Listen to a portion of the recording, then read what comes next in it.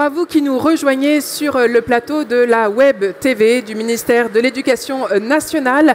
Nous sommes en direct du Salon de l'Éducation à Paris, porte de Versailles, et ce pendant 3 jours jusqu'à demain dimanche, mais également en direct sur les réseaux sociaux, sur Facebook en particulier. Vous pouvez donc réagir à cette table ronde. Tout simplement, vous allez sur @Éducation France et puis vous pouvez nous partager avec nous vos remarques, commentaires sur la thématique de cette table ronde. Alors, nous allons aujourd'hui parler du recrutement des enseignants, aussi bien en France, mais aussi dans les établissements français à l'étranger. Comment sont formés les enseignants qui apprennent au quotidien à nos enfants à lire, compter, etc.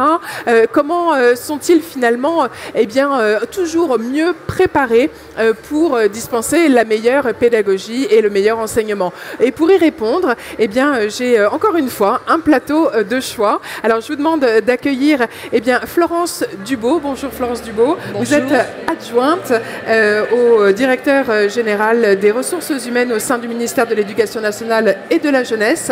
Merci d'être avec nous aujourd'hui pour parler de ce sujet et bienvenue. Merci. À vos côtés, Rosen Le Guenec. Rosen Le Guenec, vous êtes au sein du service pédagogique de l'Agence des établissements français à l'étranger et vous êtes également inspecteur sur la partie histoire-géographie, si j'ai bien compris. Tout à fait, bonjour. Bonjour, bienvenue. Et puis enfin, Alain Trintignac, inspecteur pédagogique au service pédagogique de l'AEFE, donc l'Agence des établissements français à l'étranger. J'ai oublié pour... Absolument. Voilà, l'agence pour les établissements français à l'étranger. Voilà, ce matin, vous m'avez rectifié, je me suis rectifiée toute seule. Bon, alors, l'enseignement... le recrutement et la formation des enseignants, c'est évidemment une question qui intéresse et qui préoccupe parfois les parents d'élèves. Bien sûr, ils s'interrogent, et c'est bien légitime, sur la manière dont sont recrutés les enseignants, la manière dont sont formés les enseignants en France ou dans les établissements français à l'étranger. Alors peut-être pouvons-nous revenir avec vous, Florence Dubaud, sur le processus qui est aujourd'hui mis en place pour justement former les enseignants de demain. Qui sont-ils? À partir de quand peut-on commencer une formation pour devenir enseignant? Alors, tout d'abord, il faut être conscient que pour passer le concours d'enseignant, si on veut être fonctionnaire enseignant au sein de l'Éducation nationale, il faudra être détenteur d'un Master 2. Ce qui, pour les fonctionnaires de catégorie A, est un niveau de diplôme très élevé. Pour passer ne serait-ce que des autres concours de catégorie A, c'est le niveau licence qui est demandé. Donc on a un niveau d'exigence de formation via le diplôme qui est déjà une exigence en soi. Ça, c'est pour accéder au concours. Mais au sein de l'Éducation nationale, nous avons pleinement pris conscience que nous devions permettre à ces jeunes qui veulent devenir enseignants, en amont, dans le cadre de leurs études, d'une part de découvrir progressivement ce qu'est l'environnement de l'éducation nationale, que ce soit au niveau territorial, local, au sein d'une école, d'un collège, d'un lycée, découvrir également les gestes et le métier d'enseignant. C'est la raison pour laquelle, depuis plusieurs années, nous avons mis en œuvre différents dispositifs qui visent à faire découvrir cet environnement-là et ce métier en étant au plus près du terrain en collège. Alors on a eu les étudiants apprentis professeurs, on a eu les MEF alternants première année, et depuis l'an dernier, nous avons mis en place un nouveau dispositif qui s'appelle le contrat de pré-professionnalisation. Alors quand je dis depuis l'an dernier, à vrai dire, les premiers contrats ont démarré le 1er septembre, mais c'est l'an dernier que nous avions, je raisonne toujours en année scolaire, c'est l'an dernier que nous avions démarré ce dispositif. Et à compter de la rentrée scolaire 2020, dans le cadre du master qui pour nous est la voie royale pour devenir enseignant, qui est le master des métiers de l'enseignement et de la formation, celui qu'on appelle le master MEF, nous allons faire en sorte de proposer à la quasi-totalité des étudiants qui seront en deuxième année de ce master d'être en alternance, d'être en établissement, afin d'être conscients au moment où ils passent le concours de ce que veut dire effectivement être enseignant. Ça, c'est pour tracer à gros traits ce qui se passe avant le concours, mais après, nous avons ce que nous appelons le continuum de formation. C'est-à-dire que pour nous, un enseignant, il n'est pas uniquement formé avant de passer le concours et dans l'année de stage qui suit sa réussite au concours. Nous nous attachons à ce que dans les 3 années qui suivent sa réussite au concours, il soit toujours accompagné pour poursuivre son acquisition de compétences, de gestes de métier, d'appropriation, car nous voulons absolument éviter que le jeune démissionne, que le jeune soit en difficulté. C'est pour nous important, cette formation, et il faut que ce soit un gagnant-gagnant pour tout le monde et que le jeune soit en situation de réussite. Donc ça, c'est le cadre général. Maintenant, je reviens sur le cœur de la formation que nous avons mis en place. C'est tout d'abord ce contrat de pré-professionnalisation qui permet, depuis cette année, à des jeunes d'avoir des contrats qui leur permettent de découvrir l'environnement d'un collège, d'une école, dès la 2e année de licence. Leur contrat est pour 3 ans, L2, L3, première année de master, et progressivement, ils vont être amenés à assumer des gestes, des responsabilités qui, en dernière année, correspondent à celles qu'on attend d'un enseignant, c'est-à-dire l'enseignement. Est-ce qu'on peut les citer, ces gestes, précisément Alors, effectivement, quand par exemple ils vont être en L2, on a mis en place le dispositif qu'on appelle Devoir fait, qui est un dispositif qui permet d'accompagner les élèves du collège, notamment pour faire leurs devoirs à l'école, mais ça n'est pas de la surveillance. La personne qui est dans la salle avec les jeunes doit les aider, leur expliquer, avoir déjà un début d'approche pédagogique vis-à-vis de ces jeunes. Donc c'est par exemple ça, c'est la préparation avec un enseignant d'une séquence pédagogique et le fait d'être à côté de l'enseignant pour effectivement bien comprendre et profiter de ce qu'il voit. Poser des questions, bien sûr. Observer. Oui, être pareil en soutien à un élève aux côtés de l'enseignant. Donc c'est véritablement au sein de la classe, mais pas seul. Pas seul, aux côtés de l'enseignant, en soutien, en accompagnement de l'enseignant, mais bien évidemment sur les directives de l'enseignant. Donc c'est véritablement, c'est quoi la classe, c'est quoi des élèves, ma classe elle est facile, elle est moins facile, pourquoi est-elle moins facile? Donc ce sont toutes ces choses-là, et ce n'est qu'en dernière année de contrat de pré-professionnalisation, et parce qu'ils sont en première année de ce master royal de l'enseignement qu'on appelle le master MEF, qu'à ce moment-là, avec un tuteur enseignant, ils seront toutefois mis en responsabilité, c'est-à-dire qu'ils interviendront seuls dans une classe face à élèves, mais en ayant préparé, en ayant été accompagnés en amont pour cette prise en charge.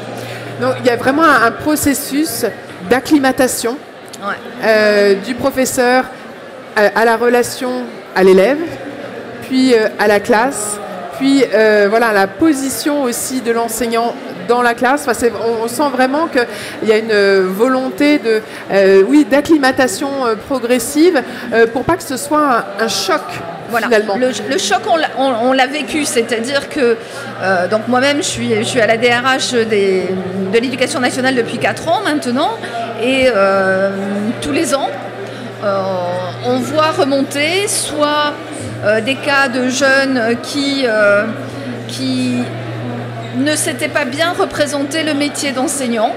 Parce que quand vous dites jeunes, finalement, ils ont quel âge ces jeunes enseignants? Alors, ceux dont je parle, bon, comme dans tous les concours de fonctionnaires, vous avez des externes, hein, oui. Mais les externes, ils peuvent avoir 22 ans, oui. Parfois 21 ans, et puis ça peut s'échelonner jusqu'à 30 ans, 36 ans selon les parcours, mais en moyenne, ils ont 24-25 ans.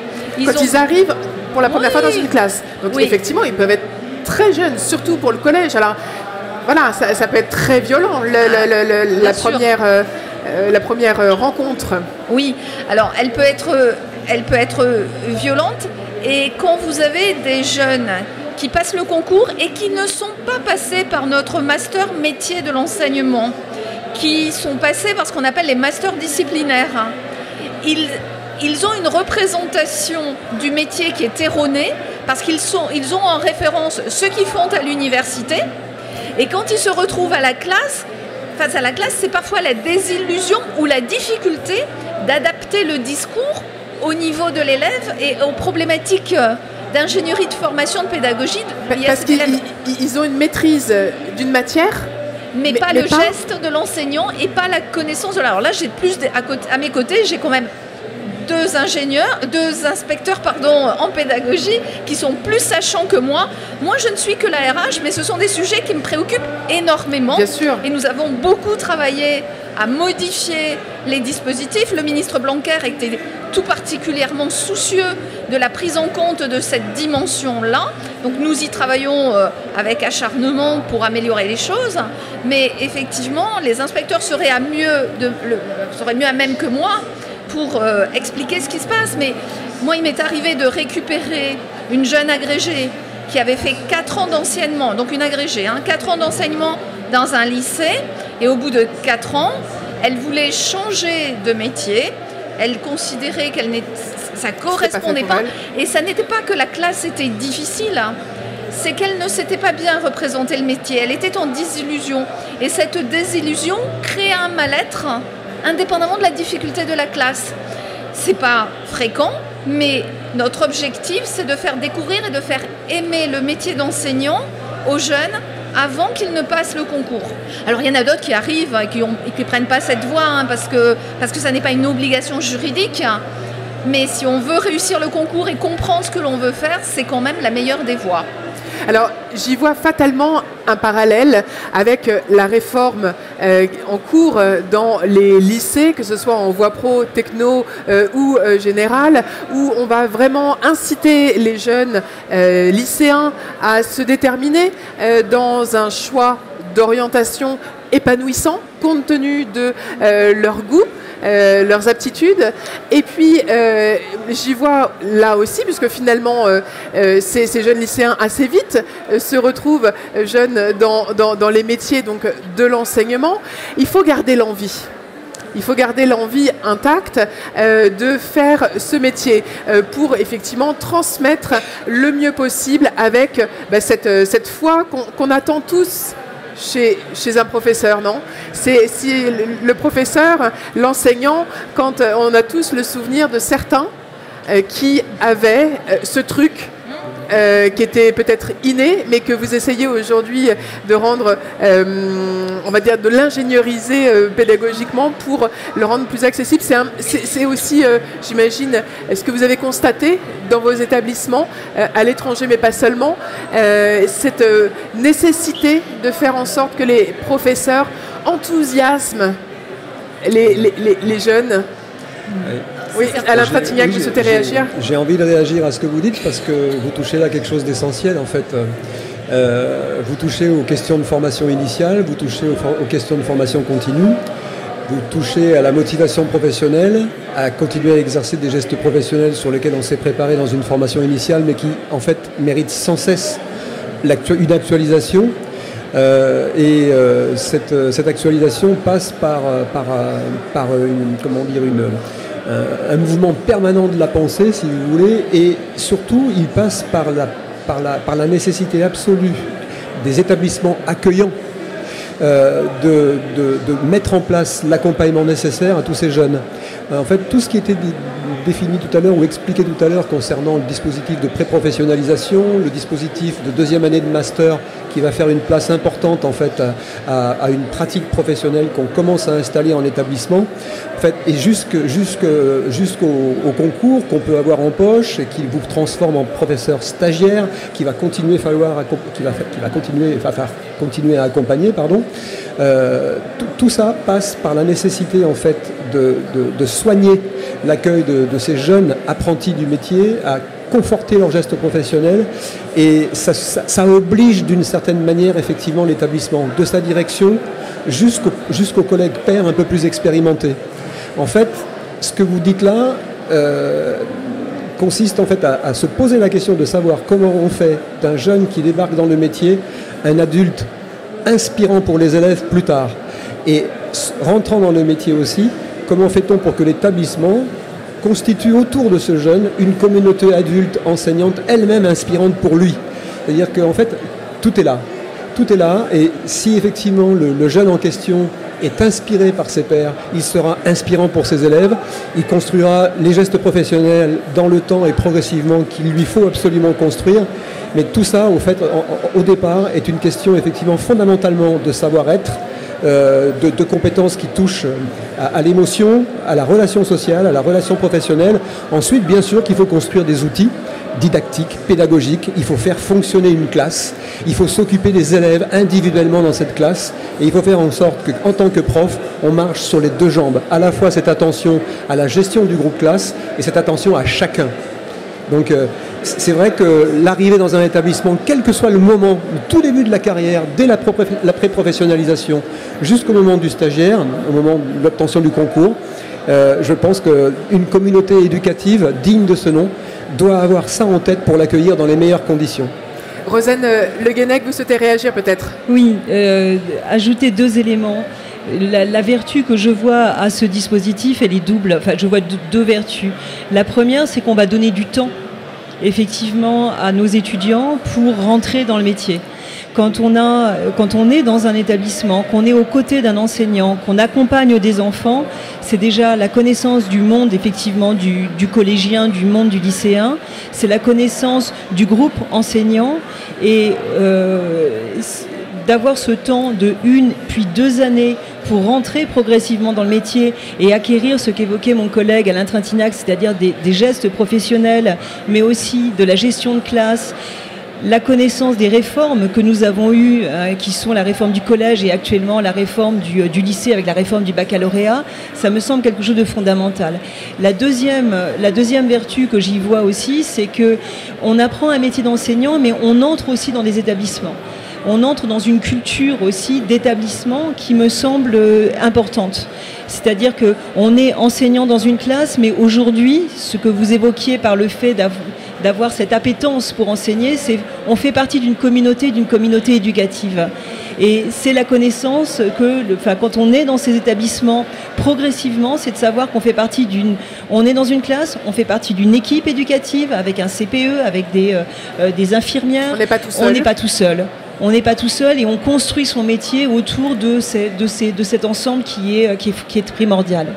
Florence Dubaud, nous n'avons pas parlé, il y a une réaction sur Facebook qui touche à la question financière, parce qu'évidemment, donner l'envie d'avoir envie, c'est super, mais c'est vrai que fatalement, et c'est légitime, avec un cursus qui est quand même relativement long, qui peut, on a envie quand même de savoir à la fois si on va bien gagner sa vie, si pendant ce cursus on va pouvoir le faire éventuellement avec une rémunération, et est-ce que justement le dispositif anticipe, prévoit cet aspect financier pour rendre plus attractifs les métiers de l'enseignement? Alors déjà, effectivement, pendant les études, en tant qu'étudiant, comme je vous l'ai dit, on est atypique par rapport aux autres concours de fonctionnaires puisqu'on exige un Master 2. Donc si on veut inciter nos étudiants, leur donner envie d'y aller, mais leur permettre financièrement de continuer des études jusqu'en Master 2 sans passer de concours avant, puisque nous, on exige le Master 2. Nos dispositifs, que ce soit la pré-professionnalisation que j'évoquais ou la deuxième année en alternance du Master 2 MEF à compter de la rentrée scolaire, donne lieu à rémunération. Donc si je prends l'exemple du contrat de pré-professionnalisation, dont la rémunération qui est versée tous les mois pendant 12 mois à partir de la L2 jusqu'en première année de master, puisque pour le moment c'est le concours et demain deuxième année de master, elle est progressive parce qu'on est de plus en plus en responsabilité, elle est cumulable avec les bourses, mais par exemple, alors je prends mes papiers parce que je les sépare là. Donc quand je démarre en L2, j'ai une rémunération brute de 862 €, donc ça doit faire un petit peu plus de 600 € net par mois, tous les mois sur 12 mois. D'accord. En deuxième année de master, en deuxième année de contrat, c'est-à-dire en L3, où on va me demander d'en faire un tout petit peu plus. Je serai plus présente dans le geste professionnel aux côtés de l'enseignant, j'aurai un petit peu plus de responsabilité. Je serai à 1 198 € brut. Et quand j'arrive en première année de master, où je suis amenée à faire de l'enseignement, dans des conditions préparées, bien évidemment, et en cohérence avec mon cursus de formation, là, je suis à 1 219 € brut. Tout ça étant cumulable avec les bourses. Derrière ce dispositif, il y a aussi une vocation sociale. C'est-à-dire qu'aujourd'hui, on se dit qu'il y a des jeunes qui sont actuellement en terminale et qui n'osent pas partir dans l'enseignement supérieur un peu long, disciplinaire, qui préfèrent partir peut-être sur du BTS en se disant c'est trop coûteux, c'est trop compliqué. Et en proposant ce contrat dès la L2, avec une rémunération cumulable avec les bourses, avec une aide pour réussir les études et cette découverte, nous espérons effectivement attirer et permettre à des jeunes d'aller jusqu'à ce Master 2, parce que nous sommes conscients que c'est exigeant. Alors après, sur le niveau de rémunération des enseignants, parce que la question y est allée, vous le savez, en début de carrière, effectivement, nous sommes un peu faibles par rapport à la comparaison internationale. En revanche, en fin de carrière, nous sommes très bien positionnés. Donc c'est vrai que, comme le dit notre ministre et comme l'a dit le Premier ministre à l'occasion du dossier sur les retraites, la question de la rémunération des enseignants va se poser, et tout particulièrement dans le début de carrière. Aujourd'hui, ce début de carrière est compliqué, on essaie de l'améliorer progressivement avec différents dispositifs, on continue à y travailler, mais ça sera un enjeu parce que effectivement, dans le nouveau dispositif, nos enseignants seraient tout particulièrement lésés par les nouvelles modalités. En revanche, quand on compare les rémunérations des enseignants plutôt sur le milieu ou la fin de carrière, on devient compétitif par rapport au métier d'enseignant dans d'autres mondes. Voilà. Après, être enseignant, c'est un choix, c'est une vocation aussi. Je ne dis pas il faut reconnaître la difficulté, le diplôme, et on travaille à cela. Mais voilà, les données, elles sont là. On est conscient qu'il nous faut travailler sur le début de carrière. Alors, j'ai une réaction, encore une fois, sur les réseaux sociaux qui réagit justement aux soins portés à chacun des élèves lorsque on veut mettre aussi en avant l'école inclusive. On en a parlé déjà à l'occasion de plusieurs tables rondes. Est-ce que, être au service de chacun, lorsqu'on a 30 élèves en face de soi, 30, c'est une moyenne, c'est plus ou moins 30, est-ce que c'est facile, difficile, crédible, faisable, réalisable, raisonnable ? Plusieurs questions en une. Et je rebondis juste sur ce que vous venez de dire, Florence Dubo. Est-ce que le fait que justement il y ait des étudiants au métier d'enseignant ne pourrait pas être une réponse à cette problématique de gérer une classe de 30, plus il y aura d'étudiants dans les classes, plus on pourrait être aux côtés de chacun. J'en sais rien, je fais peut-être un rapprochement rapide. Je suis peut-être allée un peu vite là, non ? Alors pour le coup, je pense que c'est plutôt aux inspecteurs de dire ce qu'ils en pensent. La multiplication des personnes dans la classe, il faut aussi que ça ait été pensé, que ça ait été travaillé, parce que je pense que l'organisation pédagogique n'est pas tout à fait la même. Voilà. Mais ça, peut-être que mes collègues sont mieux à même. Alors, Rosane Le Guenec. Je vais dire que Rosane Le Guenec. C'est certainement plus difficile d'envisager la prise en charge de 30 élèves et de différenciation pédagogique et d'inclusion scolaire quand on n'a pas eu de formation. Donc il y a des gestes là aussi, il y a des vigilances qui s'apprennent. Il y a des regards qui se posent, il y a des diagnostics pédagogiques qu'on pose sur les élèves. Les compétences vont en ce sens sur les classes de collège, c'est tout à fait l'objet, et à partir des compétences, on peut travailler effectivement de manière différenciée. On peut aller jusqu'à parfois l'individualisation que vous évoquiez, mais effectivement, ça passe par une formation, que ce soit au premier ou au second degré. Alain Trintignant, vous souhaitez compléter peut-être? Oui, moi je pense qu'en fait, si on a une vision très cumulative en fait de la prise en charge des élèves, en se disant, en raisonnant d'une manière telle que en fait 30 élèves par classe, c'est porter attention individuellement à 30 enfants en même temps, et individuellement c'est juste effectivement impossible, puisque effectivement dans un geste professionnel de ce type-là, quand vous êtes face à un groupe, par définition vous ne pouvez pas être auprès de 30 gamins en même temps, ça c'est clair, mécaniquement c'est intellectuellement impossible, vous ne pouvez pas traiter, c'est pas humainement possible, autant d'informations concernant autant d'élèves à la fois. Mais c'est pas pour rien qu'on envisage une formation initiale à un niveau master, c'est que ce sont des gestes techniques. Personne ne dit que c'est facile. Personne ne dit que le geste est facile. Ce qu'on sait, c'est qu'il y a des dynamiques de classe, des dynamiques pédagogiques à installer dans la classe, dont on sait que si elles répondent aux besoins de tel élève, elles vont répondre aux besoins de tel autre élève. On n'est pas dans une logique purement individualisée de la prise en charge des élèves. On gère un groupe, on gère parfois des mini-groupes dans ce groupe classe, mais en tout état de cause, les réponses pédagogiques qu'on essaye de penser pour adapter sa pédagogie à différents besoins, on sait que cette réponse-là ne va pas convenir qu'à un seul d'entre eux et qu'elle peut en entraîner d'autres au même moment. Et c'est toute cette difficulté à gérer effectivement cette complexité-là, qui suppose effectivement une formation initiale exigeante, et autant vous dire qu'à l'issue de la formation initiale, on n'en a jamais fini avec cette difficulté. Jamais. Oui, et puis on se forme aussi... C'est le continuum de formation. Voilà, un continuum de formation. Et est-ce qu'il y a une spécificité de formation aux enseignants qui vont étudier à l'étranger, enfin, qui vont être dans les établissements français à l'étranger? Est-ce qu'il y a une spécificité? Alors, je voudrais apporter 2 points. Le premier, c'est qu'à compter de la rentrée scolaire dans le 2020, dans le cadre ou à côté du master... Alors, le master MEF, à vrai dire, on a au sein des universités des structures dédiées qu'ils appellent les INSPE, qui forment les enseignants.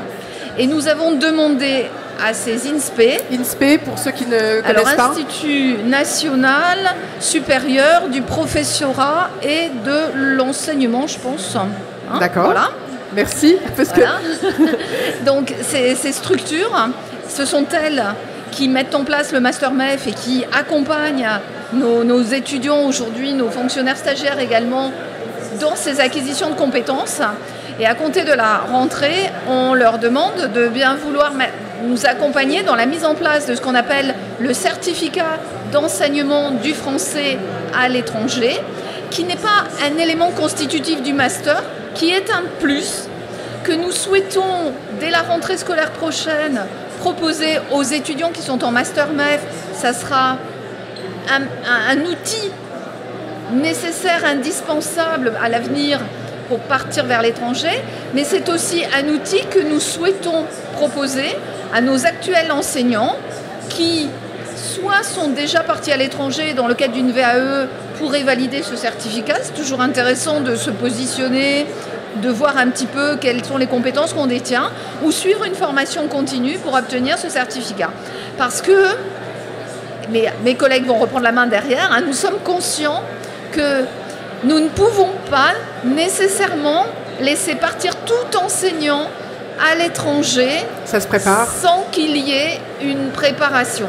Et mes collègues vont compléter, mais les enseignements qui partent à l'étranger, soit ce sont des enseignants fonctionnaires de l'État français, soit ce sont des fonctionnaires recrutés localement, mais qui, bien souvent, sont passés par nos cursus de formation, par le Master MEF ou autre.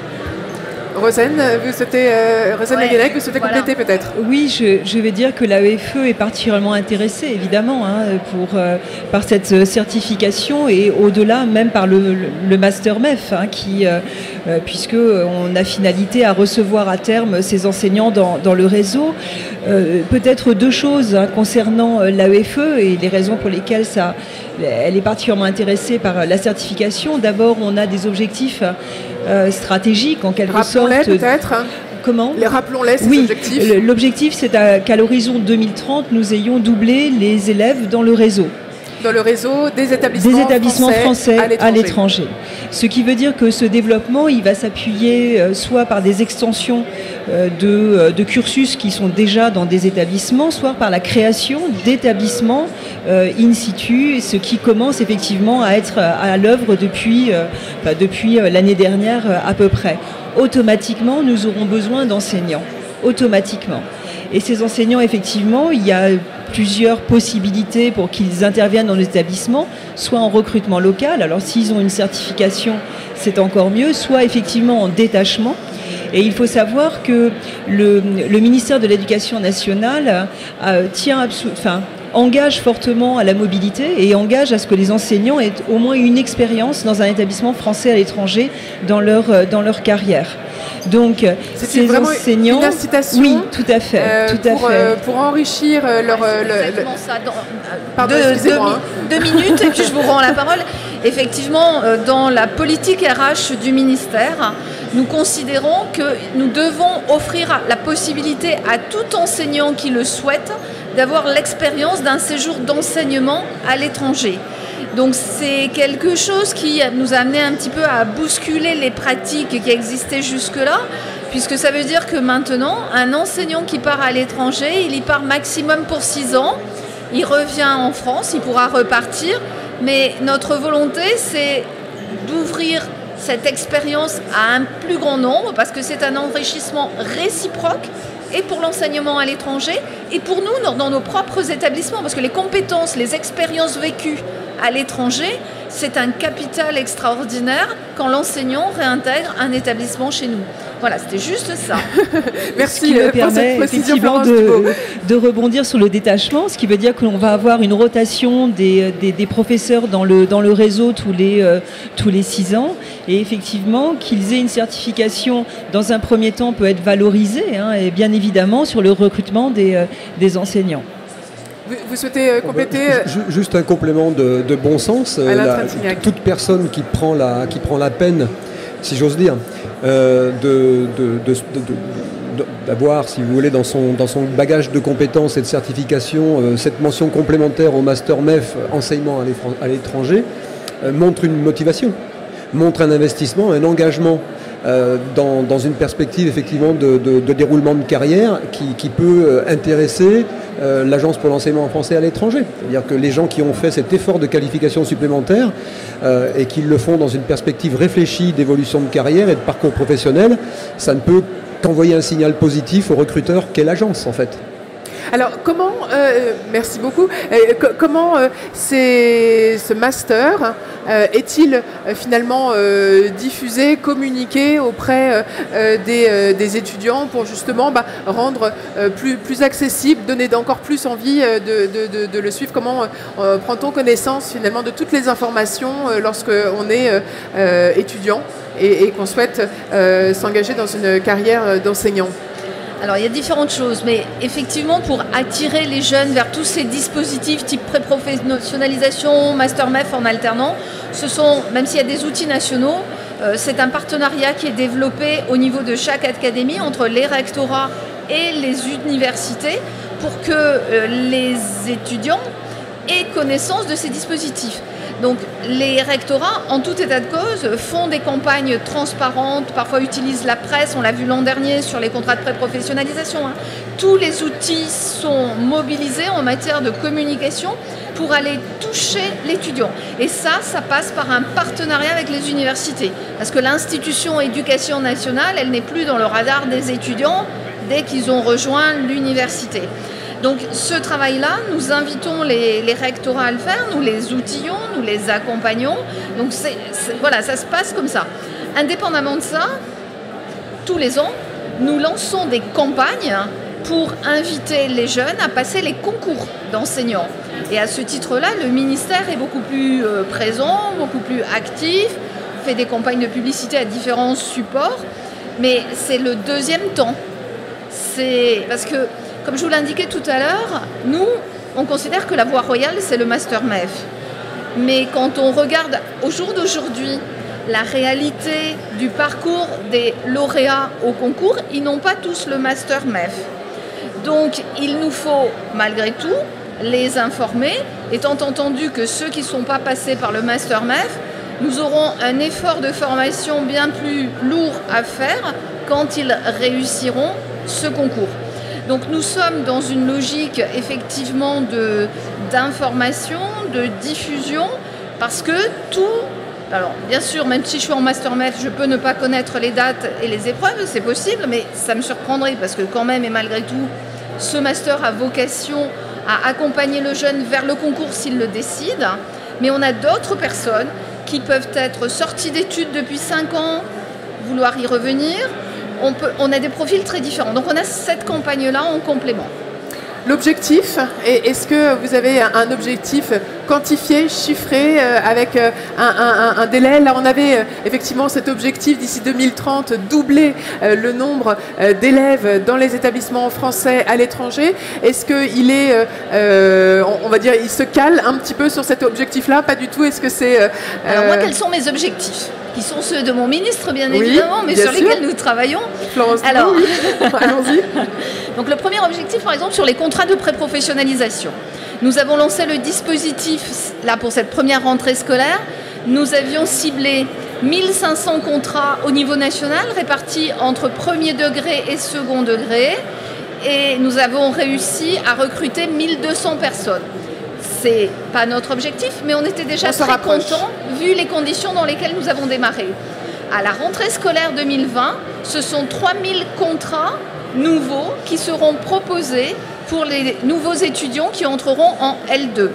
La cible, c'est d'avoir 9000 étudiants en pré-pro répartis entre les 3 années. Mon MEF alternant, l'objectif, c'est d'avoir en cible entre 10 000 12 000 étudiants en Master 2 MEF alternant. Par référence, mon nombre de places au concours, il est aux environs de 20 000, parfois un petit peu plus, parfois un petit peu moins. Et dans mes 20 000, j'ai ce que j'appelle les troisième voies, c'est-à-dire les gens qui ont une expérience professionnelle et qui viennent là-dedans, et je les comptabilise là-dedans. Donc vous voyez, on a quand même une ambition qui est en totale cohérence avec nos besoins de recrutement. C'était de façon globale. Si on est sur le certificat, les INSPE qui doivent mettre en place ce dispositif sont enthousiastes. Les rectorats sont eux-mêmes partants, puisque là nous lançons une première expérience pour bien finaliser la maquette d'ici la fin de l'année sur le cadre de la formation continue. C'est-à-dire, je suis déjà prof, je suis en académie, mais dans mon projet professionnel, j'aimerais bien partir à l'étranger, ça m'intéresse de faire ça. Ou je suis déjà partie à l'étranger, j'aimerais bien qu'on reconnaisse les compétences que j'ai acquises et je vais présenter le certificat. Et donc là, j'ai 11 INSPE qui partent.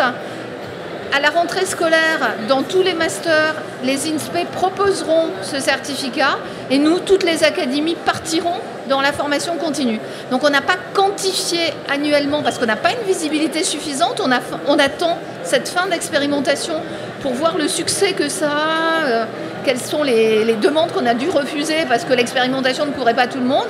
Mais on a quand même l'ambition de permettre à toute personne qui voudrait partir à l'étranger d'avoir pu suivre ce module, soit en initiale, soit en formation continue, pour, là aussi, ne pas être trop perturbé ou déstabilisé par l'enseignement dans un établissement français à l'étranger. Oui, Alain Trintignant, un mot pour conclure, peut-être. Je pense que j'essaye de me mettre un petit peu dans la tête d'un jeune étudiant qui envisage d'embrasser une carrière d'enseignement, y compris à l'étranger, et aussi aux parents de ces étudiants, puis aux profs aussi eux-mêmes qui l'envisagent encore. Peut-être quelques mots sur les spécificités quand même de l'exercice du métier à l'étranger, peut-être. C'est-à-dire je pense qu'il faut être assez au clair sur le fait que, d'une part, un certain nombre de zones géographiques présente un certain nombre de spécificités, notamment en matière de public accueilli. Il ne faut pas croire que dans le cadre de l'enseignement français à l'étranger, on ait nécessairement, par exemple, une majorité d'élèves francophones ou ressortissants français. On a des pays où la majorité des élèves, en fait, est constituée de la nationalité du pays d'accueil de l'établissement, du pays hôte, ou de nationalité tierce, avec des profils linguistiques très, très diversifiés potentiellement. Donc des gens qui choisissent l'enseignement français. Absolument.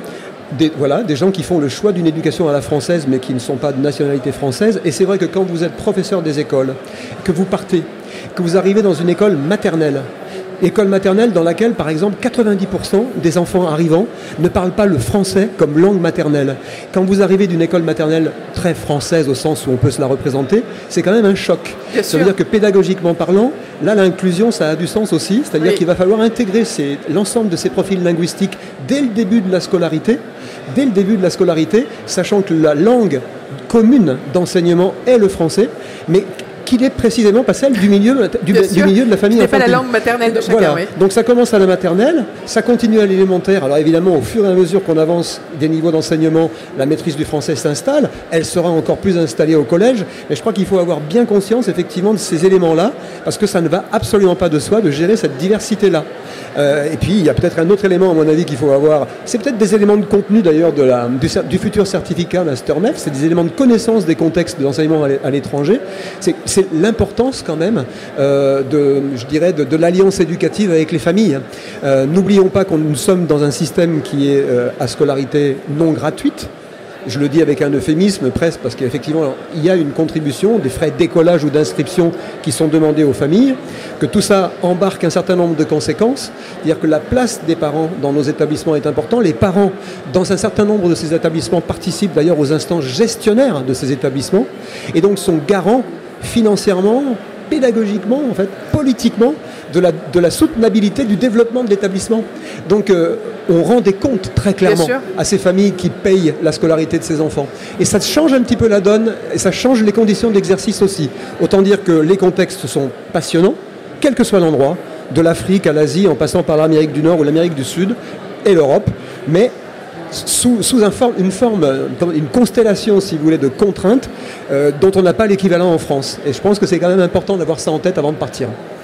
Merci à tous les trois d'avoir participé à cette table ronde sur le recrutement et la formation des enseignants. J'espère que nous vous aurons donné un meilleur éclairage, en tout cas une meilleure visibilité de tout ce parcours pour devenir enseignant, avec les possibilités que cela vous permet, notamment à l'étranger. Une belle opportunité. En tout cas, c'est souhaité par l'Éducation nationale d'avoir un parcours qui passe par l'étranger. En tout cas, sachez que vous êtes accompagnés dans votre formation d'enseignant. Merci d'avoir suivi cette émission. Merci à mes trois invités et j'aurai le plaisir de vous retrouver dans quelques minutes pour une nouvelle émission. Merci beaucoup.